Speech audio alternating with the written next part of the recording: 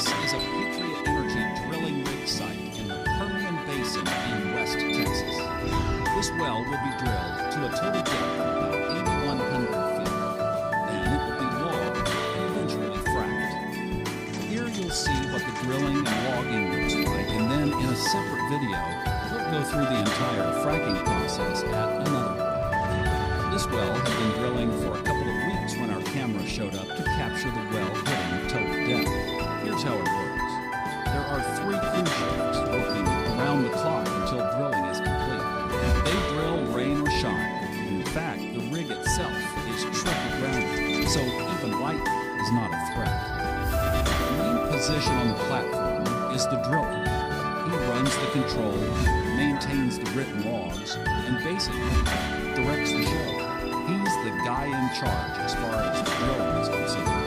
But really, rig crews work so cohesively that there is very little discussion, often just occasional sign language to guide a pipe or a chain into place. There are many moving parts on the rig once it's set up. Here, for example, they're mixing drilling mud.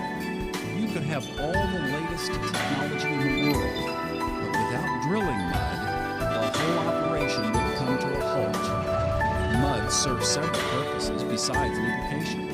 Mud engineers constantly monitor the drilling mud as it circulates out of the well, and they can tell what's going on down the hole from what comes up out of the well. This tank is where the water is circulated and flows out of the well, and where it is filtered and pumped back into the well. Large generators power the rig's electrical needs, and a massive diesel engine drives the motor that powers the bit. This is where all the action happens, the drilling platform. If you visited a rig site anywhere in the world, most of the time it would look about like this. Pipe spinning at about 45 to 50 RPM and not much else going on. That weight that's above the pipe keeps enough pressure on the bit and keeps the drilling process moving methodically. Each section of drilling is about 35 feet long. It takes anywhere from, say, 20 minutes to up to an hour and a half to drill the length of one pipe. The difference is obviously what they're drilling through at any given time. Sandstone goes fast. Shale grinds down to a trickle. Once a section of pipe is getting close to the end, the driller suspends the weight and stops its progress. That's when the action begins. The driller and roughnecks man the rig floor and go to work. First, the Kelly drive is lifted up to where it connected to the last pipe. Large tongs are used to break the seal. Then the driller uses back pressure to unscrew the pipe. Then the Kelly drive is moved over and connected to the next section of pipe, which is sitting off to the side in a wrap hole, which is just a shallow Q-up hole that gets put into the ground when the rig is set up. Then that section of pipe is raised up into the rig tower and then lowered to match the section that is just sticking out of the rotary drive area. The tongs are once again used to seal this tightly. Then the string is in position for the next section of pipe. The master bushing is lowered into position. The traveling block and swivel are engaged, and the RPMs are dialed in to the proper speed. Now the next section of pipe begins making its way down the hole.